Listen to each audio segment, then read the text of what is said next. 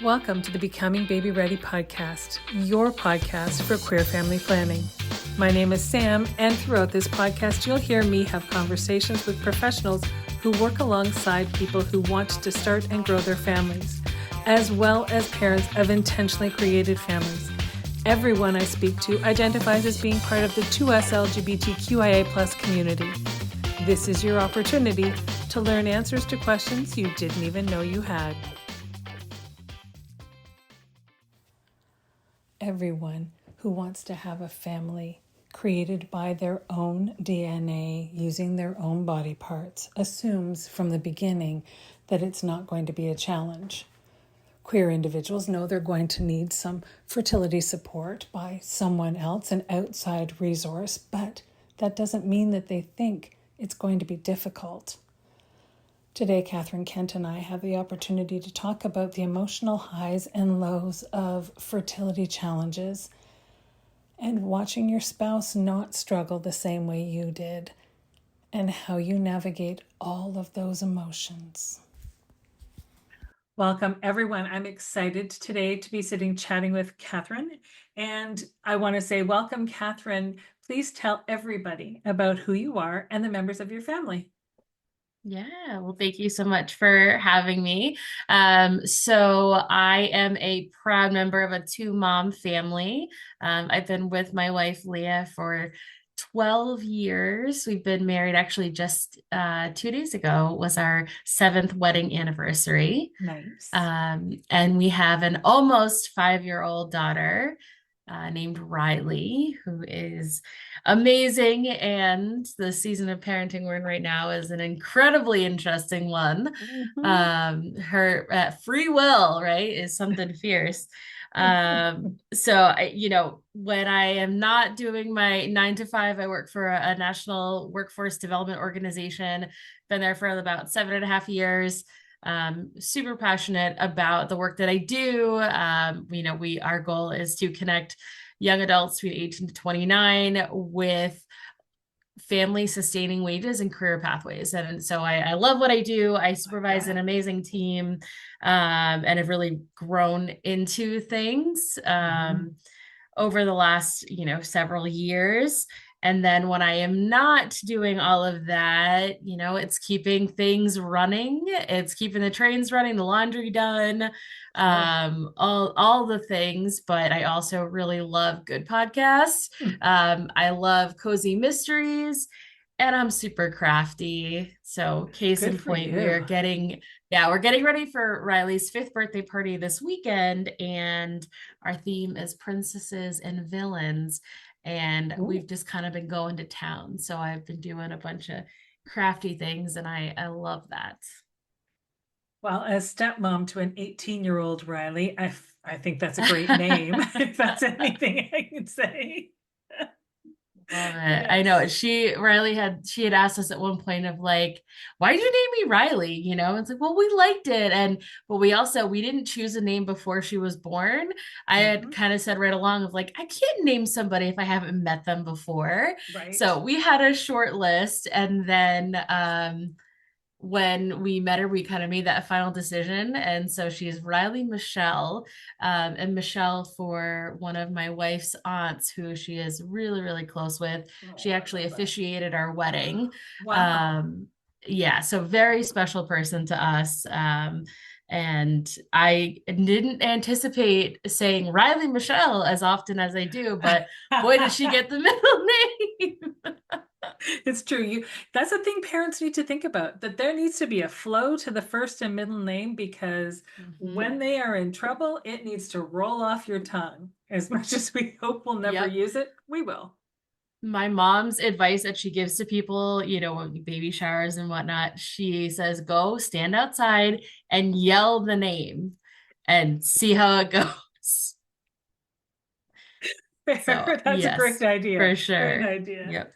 How did you and Leah meet? 12 years ago. You've been together quite some time. Yeah, a long time. I like to tell people we predate swiping. So I had just graduated college and came back home to Rhode Island. I'd gone to school in Maine, came back home and really all of my all my plans fell through. So I was home, didn't have a job yet, and was on OkCupid, just, playing around, whatever. And so this is back in the days of it was OkCupid, it was free. And you had to actually answer questions about yourself and Mm, build a profile. And so we did the whole she looked at me, I looked at her, she looked at me, right? And then started messaging and in typical lesbian fashion, things went pretty quick. right. So we started talking June 12th, first date June 18th. We were official by July 2nd. By the end of that year, I had pretty much moved in with her. And we've been together ever since. I like to say, so I was 21 when she met me. My birthday was a few weeks after. Mm, And so I tell her now, I was like, boy, your investment paid off. Like I was a mess when she met me. And then we've just really, that first date, that first conversation I think I told my younger brother recently. I was like, no, I knew. Like I just knew. We closed the restaurant, we talked for hours. mhm, My face hurt from smiling so much. And she just is an incredible person. And we have always been on the same page and a really strong team. mm, And I didn't know how important that was. I mean, I knew, same goals. We knew we wanted a family, a house, kids, cats. Like we were all on the same page. And we went through a lot leading up to we got engaged when we'd been together for I think 5 years. mm. And I remember my parents saying something, my dad, are you sure? And it's like, hang on, how long were y'all together before you got engaged? Right. Maybe a year, maybe. It's like we've changed jobs, we've moved, we've been through, a lot. So, yeah, so it's interesting. It was kind of like, yep, that's it. And we've been together ever since. That's amazing. I love that. And I wonder, and I say this as someone who's a parent of a child in their mid to late 20s. I wonder if for our parents, the idea of us making that decision for ourselves was hard because they thought, gee, I got married so young and I still didn't realize how young that was. So when we get together with somebody and we're in our 20s and we start thinking about forever, they're like, oh, wait, you've got a whole life still ahead of you to live. Like, I wonder if that's their thinking. It's less about this can't be your forever person. Perhaps more, it's Right. more, are you sure? Because you're barely not a teenager anymore, right? Mm-hmm. Yep. How do Yep. I I? mean, I got married. Let's see. I was 27 when we got married, and Leah's 2 years older than me. And even down to planning our wedding, it was something where I am very much like a type A, I love a good spreadsheet. And we were, it wasn't like we were in our early 20s. We knew what we wanted. We knew each Mhm, other. We knew the kind of wedding we wanted. And, I have an older brother and a younger brother, and all three of us had very different weddings and mine was probably the most traditional out of mm, all three, which is hilarious. And we used to joke, and we still do, of the most non-traditional thing about us is that we are two women. Like besides that, we are pretty we live in the burbs, right? We've got some cats, is there a and it minivan in doesn't. there? No, I am holding strong on a minivan. There you go. Um, Leah tries to tell me how much space there would be, and I have my Toyota Highlander. I love it. I want to get the one that's a little bit bigger. I drove a minivan for a bit in high school. I am not doing that again. There you go. There you go. So you're not all stereotyped then. I hold on to a little bit, although Highlanders are a dime a dozen everywhere. I do not drive one of the giant tanks that some moms drive that I'm like, no, nope. No, no, fair enough. Fair enough. So you and Lee were together. You knew you had this plan of what you hoped your future would look like. So you have some decisions to make because if you are two women together, that means you've got two uteruses, but you're lacking a little something if you're wanting to create a Yeah. family. How did you make the decisions that you did? Who would carry, whether you use a known donor or unknown donor? Like, how did you make those decisions? Yeah. Well, so I looking back on our timeline, right? We got married in 2017, we bought a house in 2018, and we had a baby in 2019. That's a Yep. lot. That's a It's a lot. lot. And it wasn't until, and I had gotten a promotion in there, became a people manager, right? And so I didn't realize in the moment like how much we had going on, because for me, I'm just like, what is the next thing? Let's go. If I do A, B, and C, this is what I'm gonna get. And I don't know, what is the saying? Like, we plan, God laughs. And it was, all along we had said, right, Leah's 2 years older than I am. Okay, Leah will carry first and then I will. That was just what our plan was going to be.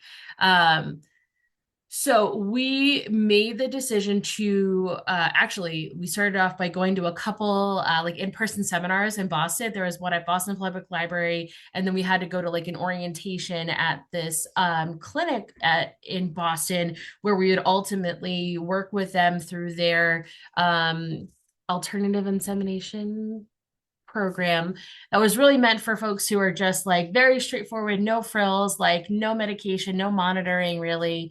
Um, and so as part of that, had to meet with a social worker, right? And so we had been talking a lot about things. And I remember as we were starting to have some of these conversations, and even when we started to pick out a donor, because for us, it was always going to be, we're going to look at, one of the sperm banks, make a decision. Looking back, we didn't spend a tremendous amount of time thinking about like open ID versus not, right? They all have different classifications.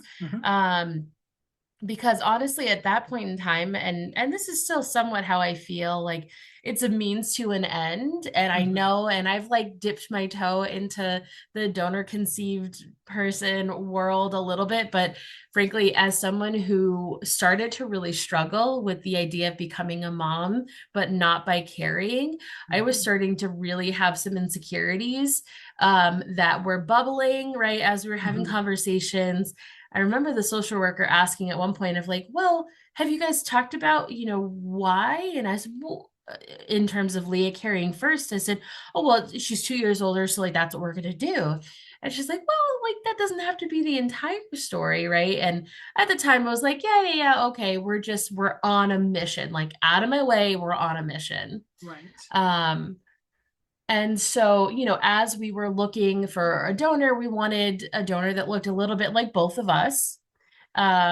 Ultimately, landed on one. I remember it was New Year's Eve day that we actually bought it. They were having a sale. So we bought, I think, 8 vials. There you go. Thinking, oh my gosh, that is plenty. We are good. Spoiler alert, it was not enough. Yes, so we will get there. So it was then, I think maybe, my gosh, then probably a week or two later, we had our first and what would be our only IUI to conceive Riley. Um, it was very, we had, she was testing at home with the ovulation predictor kits. And then we went in and they actually set everything up, and I got to push the plunger in and all of that amazing stuff. I remember going home that night and I was a wreck. I had a freak out the night before. Like I just was, it was hard. It hit me really hard. And to the point where when we realized that it had worked, which we tested early, Leah was like, no, I don't think, early in the morning. And I ended up looking at it later, like, honey, I actually think it may be positive. Right. So it worked. And I had a really hard time. I just was feeling super insecure, jealous, and I hadn't anticipated that. So I actually started therapy shortly thereafter because I was just, yeah, I was having a really hard time, and I felt like I was like taking all the joy out of the experience. And shout out to my first therapist because he was great, and we worked through a tremendous amount, and I really was able to then like shift my focus into support mode, and I'm really good at that. And I gave myself some challenges like every week, right? What size is the baby, fruit, vegetable, whatever. I had a chalkboard and I drew whatever size it was. I drew it every week and we took pictures. Nice. and in the same spot in the house. And we took, of Leah, of the two of us, and then she would hold one of the cats in the pictures. So we've got all these pictures.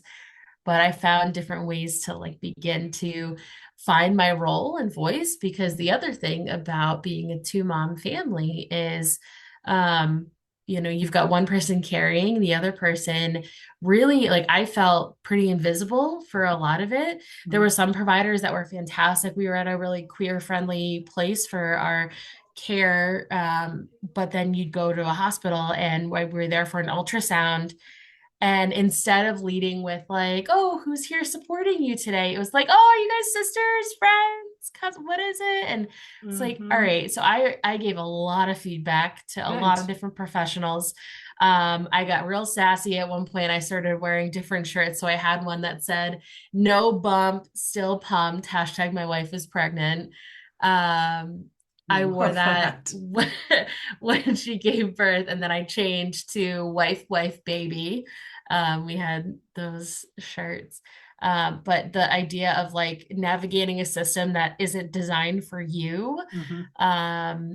I went through that when we planned our wedding, right? Like I redid forms, I crossed out groom, all those pieces. Mm-hmm. And I realized like, and again, coming from a, middle class background, nice white lady, really had never run into anything like that. And so that whole idea of you don't feel privilege when it's at your back, but when it smacks you in the face, you sure do, Mm-hmm. when you're encountering things that aren't designed for you. So it was a pretty humbling moment. And I'd like to think I've grown a tremendous amount as a person, after having gone through, supporting Leah through the pregnancy, and then working through all of my own things about, is this baby going to love me enough? Are they Mm-hmm. going Mm-hmm. to think of me like their real mom? And, I just think back now of, oh my goodness, like our Riley is going to be 5, and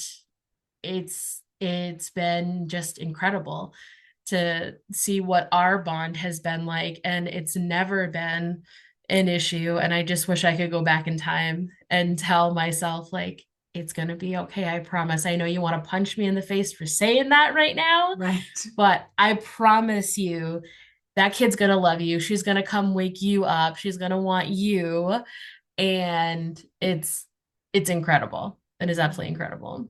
It's it's really true though, and I think that that's a fairly universal statement or sentiment rather that I hear from the non-bio parents that I speak with. And yet ahead of time you can't convince yourself of anything other than what you're feeling because Yeah. that's all you know at this point, Yep. right? Yep. It's so true. And it wasn't like I had a roadmap, right? Right. Even like our own families, even at work, right? My boss, I don't, to this day, like, I don't think, I remember when I sent her pictures of like Riley when she was born and everything, she didn't send them out to like people within, like, oh, hey, I'm letting people know. And she didn't send them out like other people have like shared before, to the point where somebody was like, oh, I didn't know where you went. I was like, yeah, my wife had a baby, right? There's this one person Mhm. that just like didn't hear, didn't know.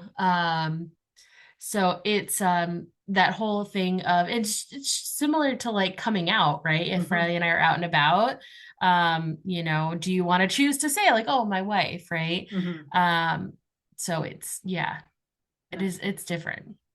But it's different for sure. It's also sometimes easier when you've got someone like Riley who's now, 5 and knows that I have two Mm-hmm. moms, I don't have a dad. So when you're out, it's easier to identify yourself or out yourself. Well, first of all, because she's 5, she's going to do it for you if you don't do it for yourself. Yeah. But when somebody talks about dad or husband or whatever around you, then you want her to know you're proud of your dynamics, even if it Mm-hmm. means, okay, I'm outing myself again. How is this going to be received? That Yeah. is irrelevant. That's absolutely irrelevant because we need our children to know we feel comfortable with the decisions we've made. There's nothing wrong with them, even if it means Right. there's a battle, and Yeah. sometimes there is. And that battle could be words that people use against you, the way that people treat you, the way that you worry that people will treat Riley, right? Yeah. Mm-hmm. And so all of that runs through your mind, and yet at the same time she's got your left hand and the person standing on your right side and they say something, you're like, oh nope, she's got two moms, and you just throw that smile on your face and just do it so that that's all she ever hears, Mm-hmm. Yep. right? It's so funny. She started going to daycare when she was about 15 months old because she was born October 2019. And we were kind of figuring out childcare. My wife is a nurse, and so she was only working like 3 days a week. But then when COVID happened, I was working from home full time. And then when Leah was working, I was taking care of Riley. So from 5 months old to 15 months old, I was Hmm. doing both. And so, but when Wow. she started daycare, right, we were pretty intentional about like, and I am mama, Leah's mommy, right? And that was something that we focused on early on because I think it helped both of us feel really seen. It helped me feel seen to like Mm-hmm. carve out, this is how we identify ourselves. And then when people, we had a couple teachers like, okay, wait, remind me who is who. And I was like, you have to get it right because if you tell her, Riley, mommy's here, and I show up to the door, she's gonna be mad. So you need Right. to get it right. Yeah. Yeah. Um, and it's funny, like, because the other kids, like, they do start to pick up on it. And, daycare has been great about, when it does get close to Father's Day, she'll make something for someone else. She decided this year they were decorating rocks, like, Dad, you rock or whatever. And so Mm-hmm. they said, like, oh, hey, grandfather or uncle. And so she shows my younger brother, who is not a dad himself. I was like, all right, listen, kid, that's fine. You do All it. good. Yeah. Yep. Yep. Yeah. So Leah's 2 years older. You made the decision to have her carry Hmm. first. And do I ask where you're at now? Well, it's kind of an interesting full circle moment. So we actually recently found out last Friday that Leah is pregnant again. Wow. Well, you hear it first here, folks. Yeah, and now so Riley was born in October 2019. I remember vividly what was happening when we had the conversation about like, hey, are we ready to try for another baby? It was like late summer 2020. And Mm, I had to do a couple things to kind of get myself ready. So I had to change up a couple medications, and you had to, for the clinic we started at, again, that really queer friendly one in Boston, no frills. You had to track your cycle for, I think, like 2 or 3 months. And so, okay, at that point, it was, yep, partners were still allowed in because, again, this is like pre vaccine days and still world being very scary. So it worked out that our first try was Christmas Day 2020. wow. And just, I should have known from then that things were going to be interesting. So right before that appointment, they stopped allowing partners to be in the room for the procedure. And I lost it. I was like, this is absolutely like, I can't do this. And so we opted to try at home. But our sperm had already been in Boston. So that Christmas morning, we got the kid up, we like rushed her past the presents and fed her, and then got in the car to Boston with a cooler so they could, put it on dry ice, and then came home, opened presents, put her down for a nap, and Oh, had jeez. our first IUI. It was hilarious. Just like can't make it up. Um, Now, thinking just in terms of like logistics here, right? So Leah carried first. We did one IUI. Um, we live in a fantastic state that has mandated coverage for IVF. Wow. And they also will cover, so like I did we actually, I think we may have paid, we joked that like we paid $250 to have Riley, just like for, because Wow. it had to be, the IUI had to be done within an office setting, because if you were to need additional ones, right, if you were under 35, you needed to do 6 IUIs in an office to be eligible for IVF coverage. Right. So the first try we had in December 2020 with me didn't actually count per se, Right. because we decided to go to home, try it home. It didn't work. So we kind of like regrouped. Okay, we did another one in the office. Leah's on FaceTime, right? Um, didn't work. We did another one. And at that point, like I was starting to feel like maybe we need to do something different. Maybe we need to like change it up. So I did some research and we ended up switching to an actual fertility clinic. They did a little hypothesizing, like, hey, maybe your timing wasn't great. So now at that point, I had done three actual, like in the office IUIs, needed to do at least three more. So we opted to begin using some medication, right? And ended up nothing was working. Never had a positive test, right? Right. Fast forward end of summer 21, had an IUI, did not work. And then we began to make plans to move on to IVF. And that was a total trip in and of itself. And, just getting used to getting into the fertility grind of things Mm-hmm. and having a child, Mm-hmm. right? So, Yeah. needing to like make daycare drop off by a certain time so I can zoom up to the clinic to do monitoring, going back multiple days in a row.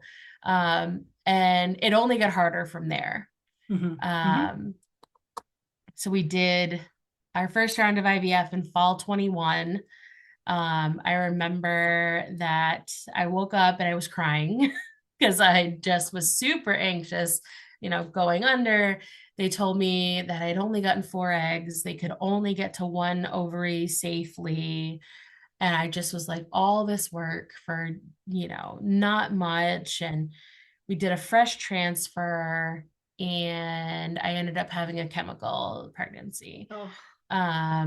And at the time, I didn't like it didn't hit me because I'm like, okay, let's just, you just get on the wheel and you just keep going. Right. And they were very matter of fact about it. And this would happen to us a couple different times.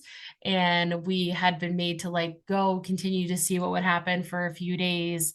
That first time, they were very matter of fact of like, this is not a viable pregnancy. We're going to just follow it down to zero.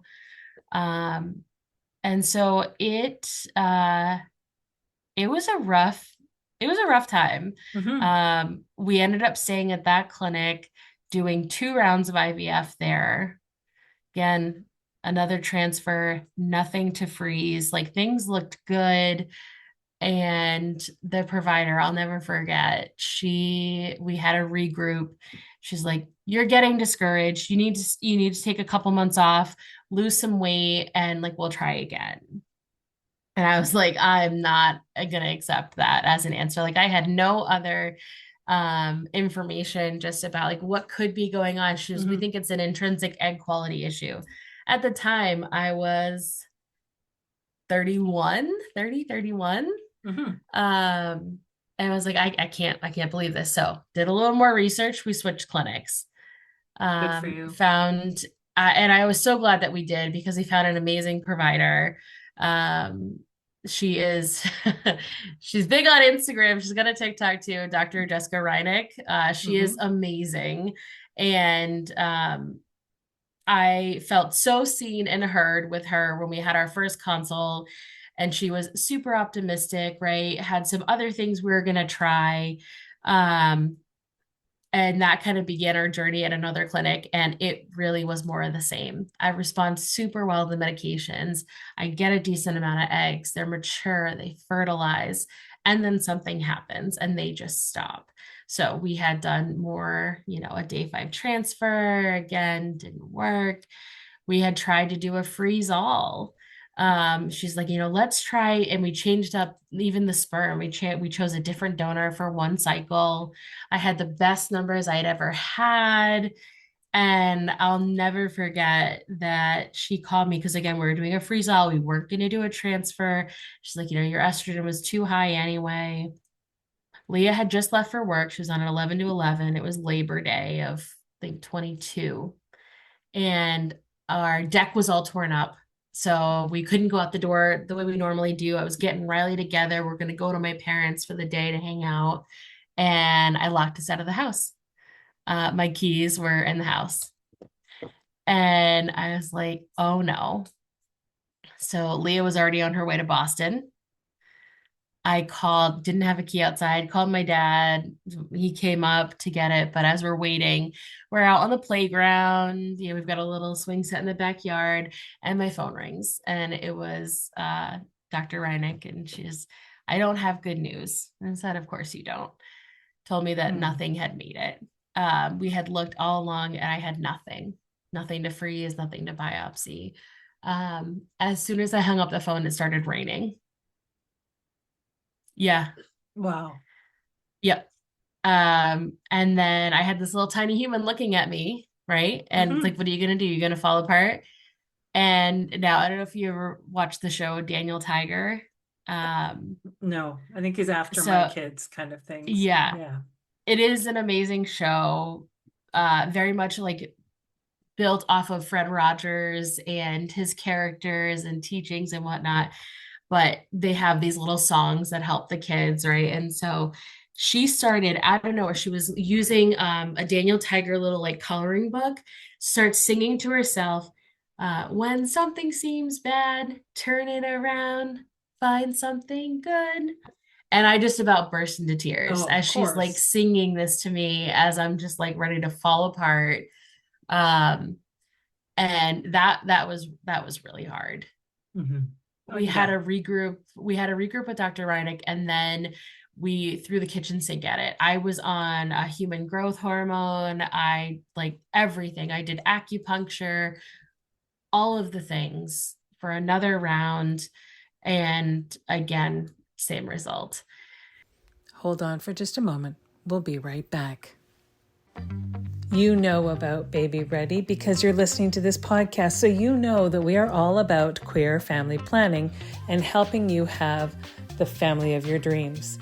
But did you know that we don't abandon you once your baby arrives? We actually offer parenting coaching as well, and that's not just for the newborn phase, although we are there for that, but it's through toddlerhood and young children, tweens, and even through the teen years. When you need someone unbiased to lend an ear so that they can hear where your struggles truly are and help you come up with a path and a plan that feels truly right for you and your individual family, don't hesitate to reach out. We are always happy to be there for you. Visit us at www.babyready.info for more information. At that point, when we had our final regroup with her, I remember her telling me, and I was like, is it time for us to move on to reciprocal IVF? Like, is it time for me to stop? And she's like, you have done everything, you have tried everything, right? And that was incredibly hard. I was and I remember she talked to me about how, when you carry, there are still some parts of you that are like, imparted on the baby and this and that. And she goes, this baby's going to know just how hard you worked and all of the things. And then because we couldn't stay at that clinic, it's an outpatient clinic, they have certain BMI limitations, we had to change clinics again. Oh my gosh. And then we had to also, so reciprocal IVF, when one partner does a retrieval, the other partner is going to do the transfer to carry. Right. That is not typically covered by most insurance. So IVF was covered for you, but our IVF is not. Correct. Under my plan, my health insurance plan through my employer. Now, Leah's health insurance actually had a specific rider added in that said that they would cover that for same-sex couples. So we had to do a little bit of juggling in terms of adding coverage, adding us both onto her insurance. I also kept mine and had to wait for that to kick in, be able to go and start the process with a new clinic, and then go down this road, which was and is still extremely difficult, right? So we went from probably, what I would say is probably a pretty bougie fertility clinic that I went to then more of it was a hospital-based setting, tons of providers, I went from having my doctors doing ultrasounds to you just go in for monitoring, get things done, and then they get the reports, all that stuff. Um, so it was just, we did not click with this initial provider. And they were also very much confused, not confused, but again, talking about systems that aren't set up Mm-hmm. for you. I had two different insurances. We had the idea of reciprocal. And so how things were, I think there are to this day, 2 years later, still billing issues that probably haven't been completely worked out because of all Wow. of that. Yikes. Yeah. So we did a retrieval in spring of 23 with Leah, and then a transfer. And I had my first ever positive home pregnancy test. Eh, We Yeah. took it on a Monday. My beta was going to be on a Tuesday. Like, told my family. I go in the next day, my beta was something like 16. Oh, Um, right around that time. So when we went through that first round with Leah doing Sims, I was on sabbatical from work. I was going to yoga. I was doing acupuncture. We're doing all the things, right? yeah. And it hit me like a ton of bricks, that this, was not going to be it. And actually, the week that we found out that we were in what they call beta hell, right? It was just not going to work, but you have to kind of keep going to see what Mm-hmm. it's going to do. Riley had to get her tonsils out and ear tubes in Oh on my that gosh. Friday. Yep, yep. And then the next day, so she stayed overnight with Leah in the hospital. I got up the next morning before I could come back to the hospital. I had to go back for more blood work. Got the phone call when we were in the room of like, well, it rose a little bit, but it's not going to happen. And they're like, we want you to stay on the meds and go. I said, no, I'm done. I can't do this anymore. Um, so then we, kind of took a beat. Now, unfortunately, I think we transferred two. We had nothing to freeze. Okay. So with all of this, right? And this is something that, again, thinking about what I wish I knew, Mm-hmm. you think, oh, I'm going to do IVF. It's going to be fine. Everything's going to be great. I had no idea that yes, the prevailing notion is that most people, it doesn't take very much or they have tons of embryos. That's just not been our reality. Right. Again, never had anything to freeze. So it wasn't just like, oh, okay, we had a failed transfer. We can do another transfer right away. We were consistently starting from square one. Right. Yeah. Over and And over again. That's a over and lot. over and over. We combined, so had done another round of reciprocal. So Leah had done a retrieval. I did a transfer, completely didn't work. And we had agreed, and all along, right, it's a lot, right? So parenting and going through failed fertility treatments, Yeah. it was a lot. I put on a lot of weight. I was just not at all myself. I didn't realize how depressed I had gotten until we finally made the decision of like, I got to take me out of the equation. Right. And that was incredibly hard. Again, I have Sure. been in therapy off and on throughout these last several years, become before Riley, after, and then going through fertility stuff, because there's just so many feelings that have come up with everything. And Sure. so, it's like, okay, at first, like, not going to be easy. Okay, can work through that. And then, okay, IVF, all right. And then, not your eggs. That's all right. I really, really want to carry. And then it was like, okay, and now it's not going to be you carrying either. Mm-hmm. And so the Yeah. idea of letting go, there was so much that I've had to like make my peace with and let go of. Um, and that has been incredibly hard. And it's interesting. I thought I was at a point where, I put things away. I talked through all my feelings. I made my peace and really, I mean, had come to accept that like we likely will only have one child, right? Right. I'm one of three, Leah's one of three. We really wanted to have Riley have siblings. And I was ready to be like, I can't, this is just not going to happen for us. And, Yeah. but then it's very important to my wife. She did not want, she wasn't at that point. And I knew that it's, she let me do what I need to do. She's whatever we need to do. So then we began the process of having her try. Right. And we went back to IUIs, and the provider we had, again, just the comments, right, that you deal with. And so that's something too, is like, be prepared to advocate for yourself and give people feedback and make a change when something is not working. Yeah.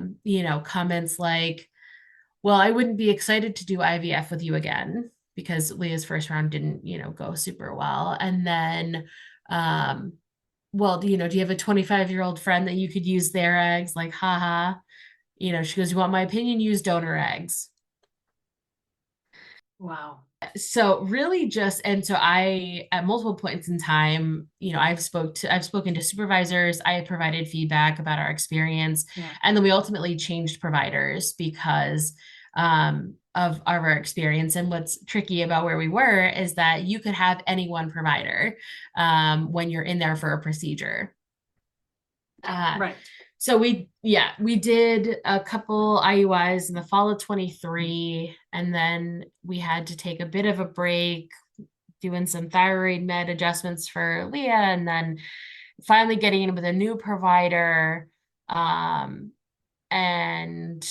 we did a completely just the same IUI that we did before when we conceived Riley, and unfortunately had another chemical. Like, we were excited. There was a home pregnancy test that was positive, and then a super low beta. We decided to try one more IUI because, of course, we had to do three because she was over 35 at that point. And then we decided, just let's try one more right before we go back to IVF. Didn't work. So we recently had gone through a round of IVF for her, and she's again doing acupuncture, all the things. And the timing was just truly, the universe is such an interesting thing and how it works. We were looking at the calendars, and it was like, okay, we've got my brother's wedding. Mm-hmm. I had also recently found out that I needed to have surgery on my thyroid to remove whole or half of it, or at least half, maybe the whole thing. Um, and I had tentatively scheduled that, and we were looking at the way everything was going to work out. It was like, oh my gosh. So we were crossing our fingers, like, okay, if her period is a couple days late, that'll shift the timing enough. And then if the retrieval's here, then the transfer will be here. And somehow, and I rescheduled my surgery because it wasn't urgent. So we took that out of the equation. But somehow the timing all worked out that we had a retrieval on a Thursday. I'm in the waiting room, like working while she's back, and had some of our highest numbers ever. She had 9 eggs retrieved. Wow. Amazing. Good. Yeah. We were thinking like 2 or 3 would be great, right? Yeah. And then we went back for a day 3 transfer 2 days later, and the provider that was on was our initial provider that we did not get along with. Oh. And it was like,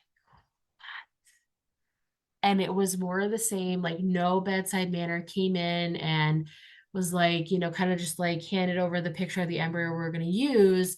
And then we had asked about the others because there were 6 ultimately, right? So 6 were mature, 6 fertilized. They were watching them. We were going to freeze them on day 3. And then she kind of just like offhanded was like, well, they don't meet criteria anyway.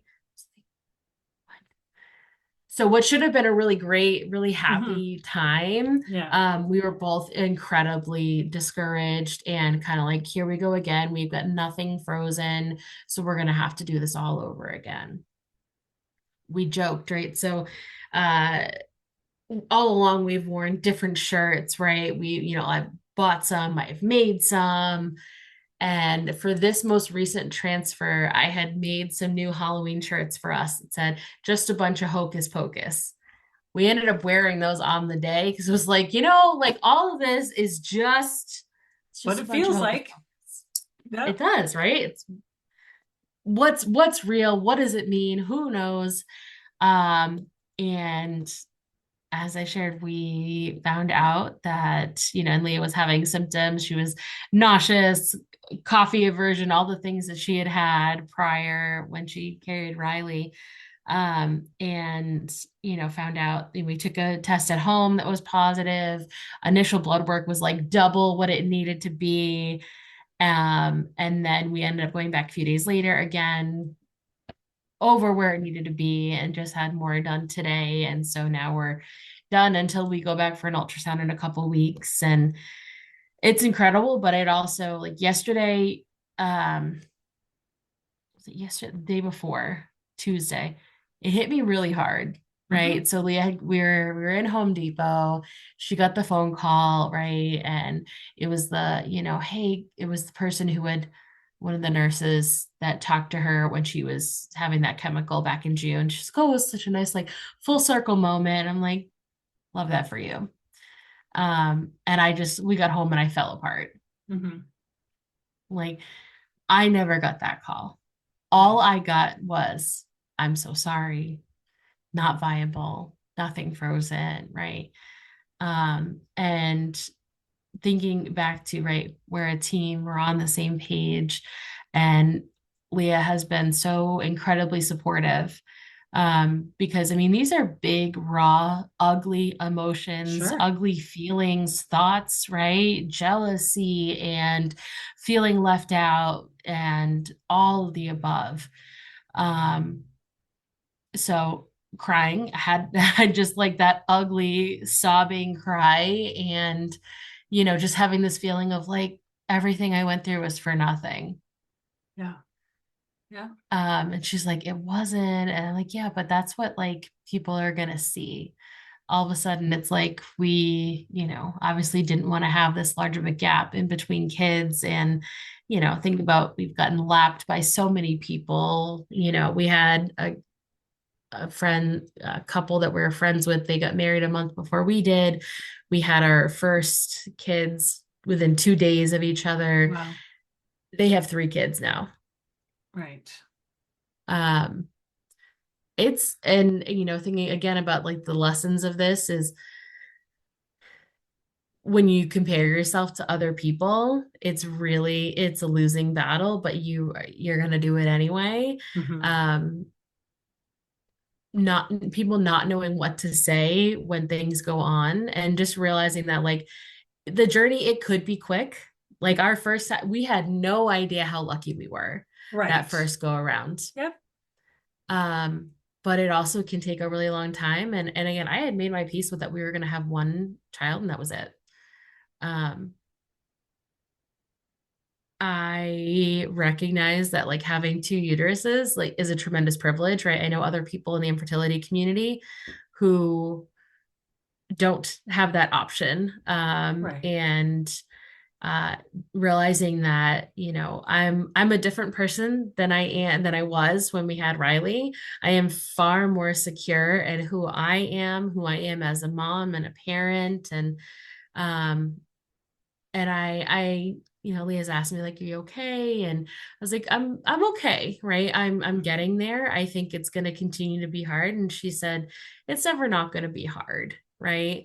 That's just a A fact. feeling, it's exactly, it's just a fact. And I think, having the grace, and that's not something that I'm good at with myself, is having, grace and patience. And so, thank goodness for therapists. Thank goodness for Right. medication.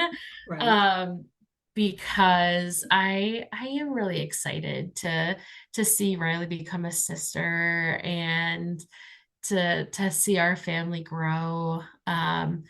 And I know that, I've been pretty vocal with a lot of people about what we've been going through for a long time, because it's, again, what, you wish you knew, that it's okay to talk about things. It's okay that people don't know how to react. I can tell when someone's saying something. Like, I had someone who, she actually was my backfill at work after I got a new role. And she was pregnant, like when she came in, and I had told her a little about what was going on. And I was like, oh, we're doing IVF. Oh, that's so exciting. And in the back of my head, I'm like, you're only saying that because you're really relieved it's not you. And no, it's not exciting. I don't wish that I was going through this. Um, because, and I think as a queer family and a queer couple, we have to be so much more intentional about our family building. 100%. Um, the 8 vials we bought at first, we thought were going to be enough. Hmm. And we've gone through, including Riley, like 13, I think, something like that. And you do the math, right? It's not Eight, cheap. $9,000 a vial Yeah. plus, meeting our deductible. And again, we're lucky because we've had IVF, we've had coverage. But Right. at one point, I maxed out my benefits and we were facing a decent bill from one of our clinics, but they had, thankfully, like they didn't catch that early on. And so our amazing provider ended up getting things resolved for us. But I was like, what are we going to do with a $17,000 bill? Right. Um, Absolutely wild. And so, I think about like where this has positioned me. And I'm wearing it actually today. There was an advocacy day that I participated in with Resolve back in the spring, talking to legislators, staff members about bills like right now for service members and their families. They will not cover, they being health insurance for the government, won't cover IVF unless they can prove the fertility issues are related to a service related injury. Wow. Yeah. I when did creating a family? I guess I struggle with the idea that creating a family is an elitist Yeah. option. Like Yep. it shouldn't be. It shouldn't be we shouldn't have to sit in a place of privilege to be able to Hmm. become parents if that's what we want to do. Right. And And it's and a then medical condition. right. Yeah, absolutely. And for again for queer families, right? We have to be so intentional about building our families and the roadblocks that are thrown up. Like again, so grateful that we live in Massachusetts that has been a pioneer in so many ways, but we still, up until recently, didn't have a route to legal parentage. Like, yes, I'm on the birth certificate, but that doesn't assure your legal rights. And in other places, right, people are subjected to invasive home visits and Mhm. background checks just so you can adopt your own kid. Mhm. So it is, building your family and having a vision for how you're going to do that and that being disrupted or that being co-opted is incredibly difficult, and I think it forces you, and I'm sure there are others who have not had to do as much advocacy, but it forces you to be an advocate and to become an expert, right? Mhm. I've known so many people going through fertility where I've we had a friends who are in the thick of it right now, and we like had all these extra supplies. I'm like, all right, practice with the saline, drawing it up, see how it feels, right? Like can teach these seminars, can do this like with our eyes Right. shut. Yeah. And I so wish that wasn't the reality. It's not how I anticipated building our family. Mhm. And at the same time, it's okay to grieve because you aren't able to do that the way you want to. Yeah, absolutely. And you need the resources, a support network around you, whatever Hmm. it is, and you need to have accessibility, have it accessible to you, the resources that you Yep. need to make sure that you are okay and you are processing and you are navigating your own Yep. feelings with it. Because to be fair, it's only fair to you and to Leah and to Riley if you are Hmm. able to have your feelings about all of this supported and navigated safely for you. Yep. Yep. And I only really was able to do that yes, therapy was a great option.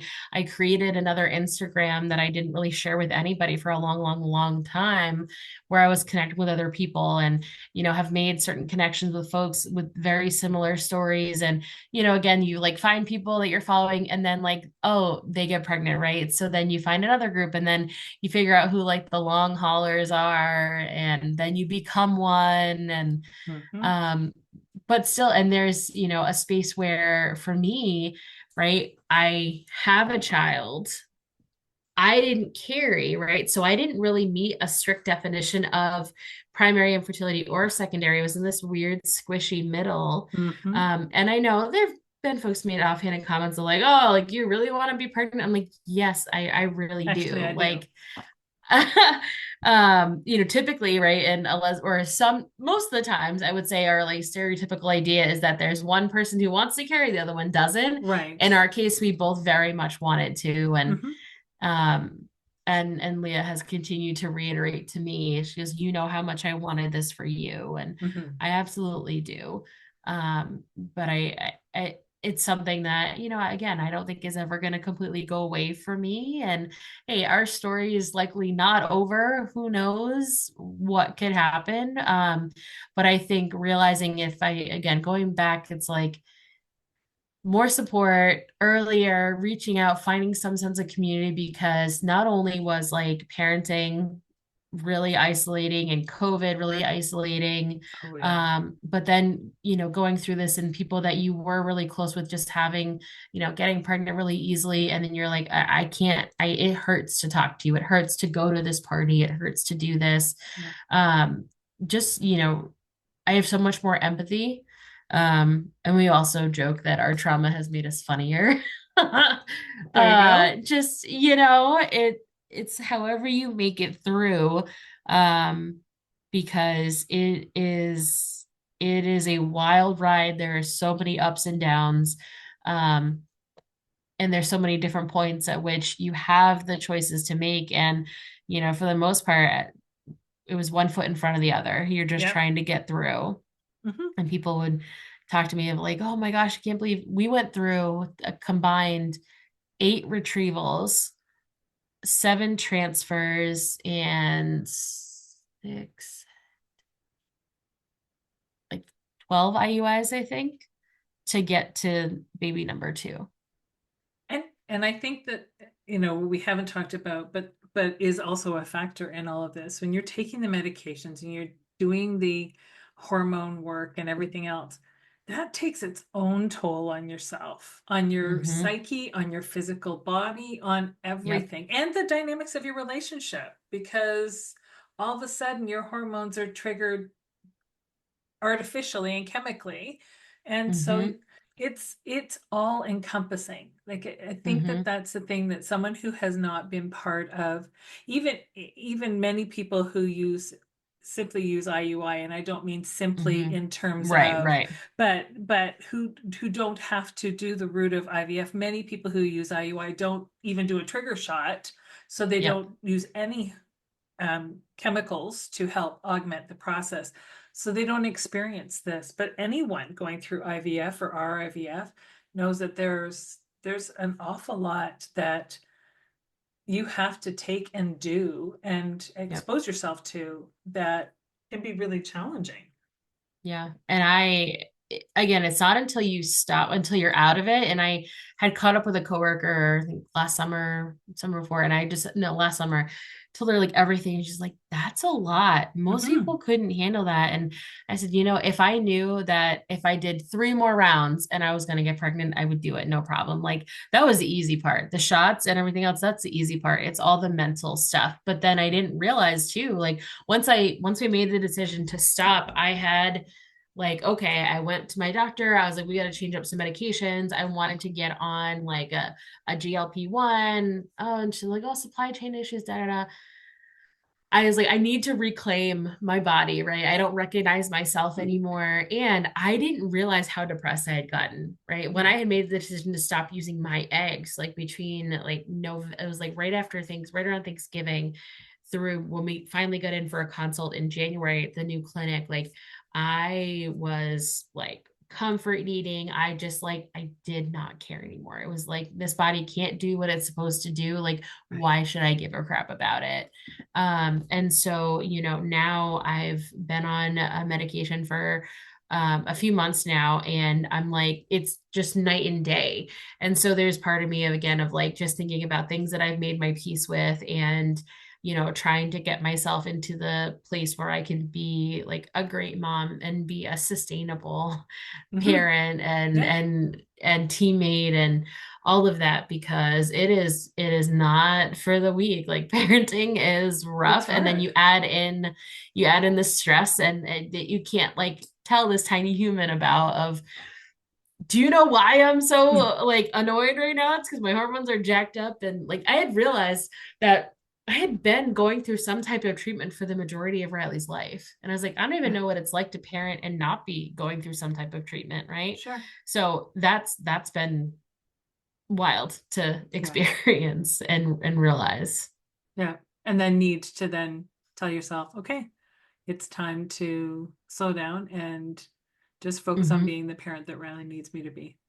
Yeah, yeah. Being the parent that Riley needs, being the wife that my wife deserves, Sure. and I definitely like, I'm I'm getting there. I think there's going to be things that are going to continue to trigger me throughout, but I think keeping my focus on, and I've been joking with Leah of like, you get to carry this baby for 9 months and then they're mine, and then I am carrying them. We're going to do all the baby wearing that we didn't do with Riley. And just, I'm excited for that, because again, I'm so much more secure and than I was 5 years ago. Yeah. I want to let you get back to your day. I've plagued you with questions and asked for you to unload everything on me today. So what I would like to wrap up with, and what I think is just the most exciting part, is the fact that you have now kind of got yourself to a point where you are looking at your relationship with Riley and celebrating a relationship with Riley. So tell me, what is your very favorite part of parenting that sweet girl? Ah, I there's definitely lots of things, but I love making the magic happen and seeing that. She is very much a fairy tales and this and that, right? So, actually, the themed birthday started as a way for me to cope with failed fertility stuff. So we've done a theme every year since she was 2. We really first birthday, but that things were still like, it's all gonna be fine. Right. And so I've really thrown myself into that, and just being able to watch her, enjoy that, because we centered around something obviously that she loves and is obsessed with, and usually has chosen, like she's chosen the theme since she was 3. And I love it. And then, Leah's told me like, you've gotten more fun since becoming a parent. And it's true, right? Like, I'm a pretty like straight-laced person, like no nonsense. I take care of business. But becoming a parent, I think, has humbled me in a lot of ways. Mm-hmm. But it's also reminded me of things that I love, like going to the library, reading, performing at story time, right? And I love that. I love that time with her. I love that when Leah reads a book that I read a certain way, she's like, no, no, no, mommy, you're supposed to read it like this, right? Or when she says it and I use my silly voices, and I love that. I've always known that I was going to be a parent, but I truly, and listen, don't get me wrong, like she is turning 5. There has been lots of attitude, lots of not listening, but the fun is something that I wasn't prepared for, and I absolutely love. That's pretty great. And it is surprisingly fun. All the way along, each Yeah. stage of their life has a different kind of fun Mhm. associated with it. Yep. That's Yep. amazing. That's amazing. Absolutely. Thank you so much for sharing your story with me and for being really raw and honest. I think that, as you say, people often look at the whole journey with some rose-colored glasses. And to be fair, that's how you need to start, because there's a big Yes. journey in family creations. You need to start with the rose-colored glasses, but there also needs to be a sprinkling of reality in there. And then your Yes. reminder to get the therapy you need, get the support you need, Yep. because if it's not easy, if it doesn't happen quickly, then you need to honor and respect yourself your family and the Yes. relationship you have.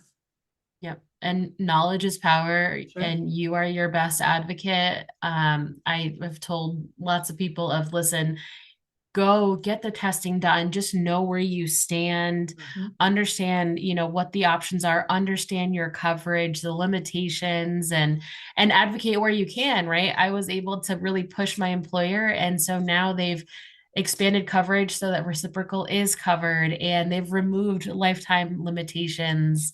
And I'm really proud of that. Like, I will likely not benefit from it, but I'm really proud of that. Yeah, absolutely. Absolutely. You should be. Thank you so Amazing. much. Thank you for joining me today on the Becoming Baby Ready podcast. If you have a story that you'd like to share, or you know someone who might, if you're a professional who works in the capacity of helping people start and grow their families, and you identify as being a part of the 2S LGBTQIA plus community yourself, then please don't hesitate to reach out. We always have room for more stories to share, and there's always more learning to do.